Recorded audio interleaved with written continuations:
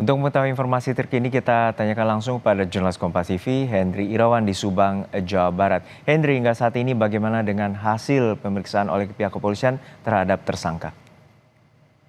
Dino dan juga saudara, sejumlah langkah telah dilakukan pihak kepolisian guna mengungkap penyebab terjadinya kecelakaan maut di Jalan Ciater Subang yang menewaskan 11 orang dan menyebabkan puluhan luka-luka. Pihak kepolisian saat ini atau tepatnya pada kemarin dini hari telah menetapkan supir sebagai tersangka karena dianggap lalai atau mengetahui adanya kerusakan namun tidak melakukan antisipasi dengan menggantikan armada. Sementara itu langkah-langkah yang telah dilakukan pihak kepolisian hingga saat ini diantaranya yakni melakukan olah TKP, di mana di dalam olah TKP tersebut ditemukan jika bus tersebut tidak sama sekali tidak melakukan pengereman karena tidak ada bekas pengereman di jalan, yang ada hanya bekas gesekan mobil dengan aspal.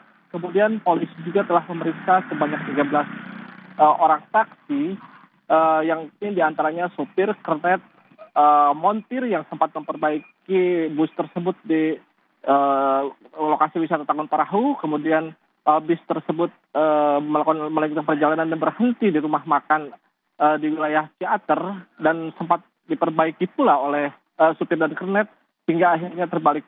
Saksi lain yang juga diperiksa atau dimintai keterangannya ahli dari agen pemegang merek bus tersebut dan dari penguji disub, di mana ditemukan sejumlah masalah di bagian rem yang diantaranya adalah ditemukannya air dan oli di tabung kompresor angin, padahal seharusnya di tabung tersebut hanya ada udara untuk pengereman.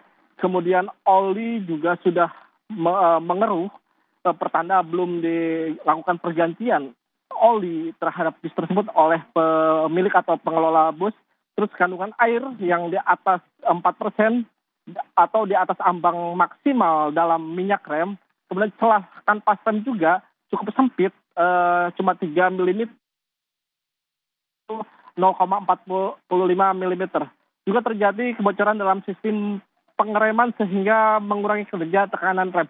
Hingga saat ini polisi baru menetapkan satu orang tersangka yakni Sadira yang merupakan supir.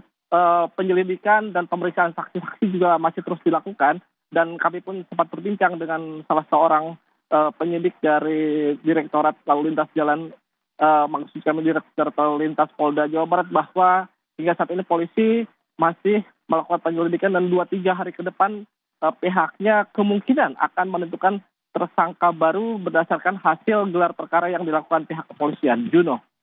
Ya, dari pemaparan Anda berarti tidak adanya pengecekan secara rutin terkait dengan sistem rem maupun juga adanya dugaan modifikasi terhadap bus. Lalu hingga saat ini dengan temuan itu apakah nanti ada penetapan tersangka baru dan juga bagaimana pemeriksaan terhadap pengelola bus?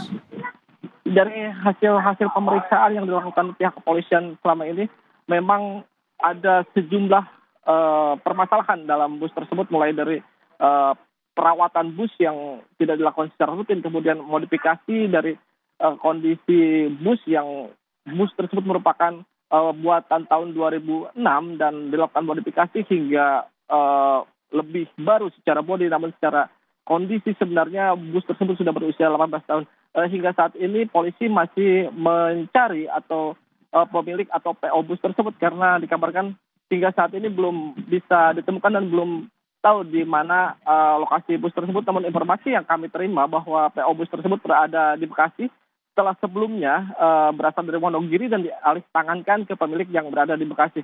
Kami pun belum bisa atau mendapat informasi dari pihak kepolisian terkait pemeriksaan atau penanganan PO bus ini, apakah sudah dilakukan pemeriksaan atau belum. Namun kemungkinan ketika sudah fakta-fakta atau alat bukti sudah mencukupi, dimungkinkan PO bus juga bisa ditetapkan sebagai tersangka. Juno.